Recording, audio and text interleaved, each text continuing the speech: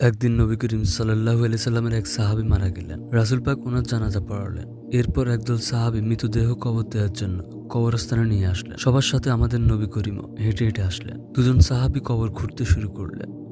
সবাই মৃতদেহকে ঘিরে বসে আছে। কবর খনন শেষ না হওয়া পর্যন্ত অপেক্ষা করছেন। সবাই চুপচাপ, নীরব ও শান্ত একটা পরিস্থিতি। নবীজি গভীর মনোযোগ দিয়ে কবর খোঁড়া দেখলেন। একটু পর সবার দিকে তাকিয়ে জিজ্ঞাসা করলেন, তোমরা কি জানো মানুষ মারা যাওয়ার পর তার আত্মার কি হয়?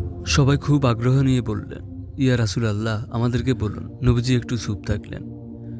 সবাই ওনার কাছে এসে ঘিরে বসলেন। মৃত্যুর পর আত্মার কি হয় এই তথ্য কারো জানা ছিল না। আজ সেটা নবীজির মুখে শুনবেন। কত বড় সৌভাগ্য! শোনার জন্য সবাই অধীর আগ্রহে নবীজির কাছে এসে বসলেন। তিনি একবার কবরের দিকে তাকিয়ে মাথাটা তুলে আকাশের দিকে তাকালেন। অতঃপর তিনি গল্পের মতো বলতে শুরু করলেন। যখন কোনো মানুষ একেবারে মৃত্যু শয্যায়, তখন সে মৃত্যুর ফেরেশতাকে দেখে ভয় পেয়ে যায়। কিন্তু সে যদি বিশ্বাসী ও ভালো মানুষ হয়, মৃত্যুর ফেরেশতা হাসি মুখে তাকে সালাম দেন, তাকে অভয় দেন এবং মাথার পাশে এসে ধীরে যত্ন করে বসেন। তারপর মৃতপ্রায় মানুষটির দিকে তাকিয়ে বলেন, হে পবিত্র আত্মা, তুমি তোমার পালনকর্তার ক্ষমা ও ভালোবাসা গ্রহণ করো। এ দেহ থেকে বের হয়ে আসো। মুমিনের আত্মা যখন বের হয়, সে কোনো ধরনের ব্যথা অনুভব করে না। নবী আরো একটি উদাহরণ দিয়ে বললেন, মনে করো একটা পানির জগ কানায় কানায় পূর্ণ হয়ে যাওয়ার পর তার উপর থেকে এক ফোঁটা পানি যেমন নিঃশব্দে উপর থেকে নিচে নেমে আসবে, ঠিক তেমনি কষ্ট ছাড়া আত্মাটি বের হয়ে আসে। সে সময় দুজন অন্য বেহেশত থেকে সুগন্ধি মাখানো একটা নরম সুতার চাদর নিয়ে আসেন এবং তার আত্মাটিকে সেই চাদরে আবৃত করে আকাশের দিকে নিয়ে যান। তারা যখন আকাশে তখন অন্য ফেরেশতারা সেই আত্মাটিকে দেখার জন্য এগিয়ে আসেন। কাছে এসে সবাই বলেন, সুবহানাল্লাহ, কত সুন্দর আত্মা, কি সুন্দর ঘ্রাণ। তারপর সবাই জানতে চান, এই আত্মাটি কার?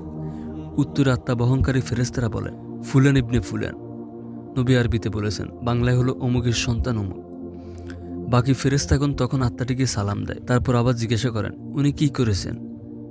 ওনার আত্মায় এত সুগন্ধ কেন? আত্মা বহনকারী ফেরেশতাগণ তখন বলেন, আমরা শুনেছি মানুষ নিচে বলা বলি করছে উনি একজন ভালো মানুষ ছিলেন, আল্লাহর ভালো বান্দা, অনেক দয়ালু, মানুষের অনেক উপকার করেছেন। এতটুকু বলার পর নবীজি থামলেন। তারপর সবার দিকে ভালো করে দৃষ্টি দিয়ে ওনার কণ্ঠটা একটু বাড়িয়ে বললেন, এ কারণে বলছি, সাবধান, তোমরা কিন্তু মানুষের সাথে কখনো খারাপ ব্যবহার করবে না। তুমি মারা যাওয়ার পর মানুষ তোমার সম্পর্কে যা যা বলবে, ওই আত্মা বহনকারী ফেরেশতারা আকাশে গিয়ে ঠিক একই কথা বলবে অন্যদেরকে।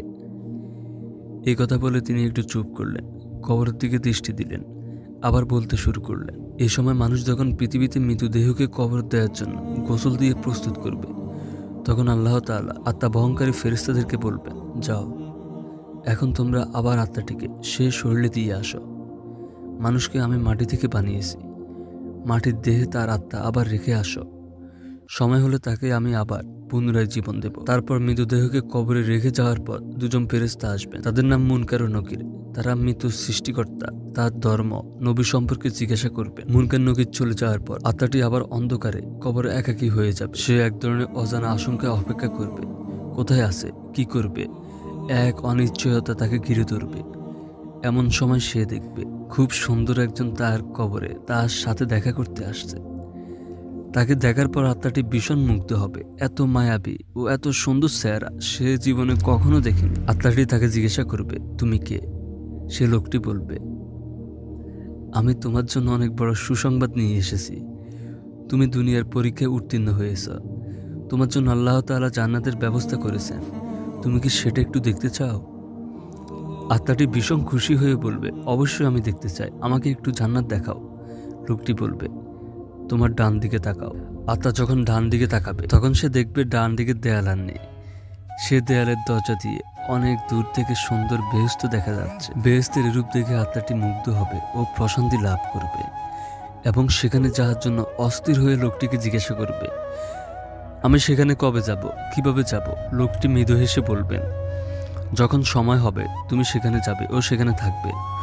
অতঃপর শেষ দিবস পর্যন্ত তোমাকে অপেক্ষা করতে হবে। ভয় পেও না, আমি তোমার সাথেই আছি। আমি তোমাকে সেদিন পর্যন্ত সঙ্গ দেব। আত্মাটি তখন আবারও জিজ্ঞাসা করবে, তুমি কে? লোকটি বলবে, আমি তোমার এতদিনের আমল, তোমার সব পুণ্যের রূপ আমি। আজ তুমি আমাকে একজন সঙ্গীর মতো করে দেখছ। আমাকে আল্লাহ তাআলা তোমার সঙ্গ দেওয়ার জন্য পাঠিয়েছেন। এই কথা বলে লোকটি আত্মাটির উপর যত্ন করে হাত বুলিয়ে দিবেন এবং বলবেন, হে পবিত্র আত্মা, এখন তুমি শান্তিতে ঘুমাও, নিশ্চিন্তে বিশ্রাম নাও। এই কথা বলার পর আত্মাটি এক নজর বেহেশতের দিকে তাকিয়ে থাকবে এবং একসময় এই তাকানো অবস্থায় গভীর প্রশান্তিময় ঘুমে পড়বে। নবীজি এতটুকু বলার পর আবারও থামলেন। সাহাবীরা তখন গায়ের কাপড় দিয়ে ভেজা চোখগুলো মুছলেন। আল্লাহ তাআলা আমাদের সবাইকে তার কাছে যাওয়ার আগে নিষ্পাপ হওয়ার তৌফিক দান করুন।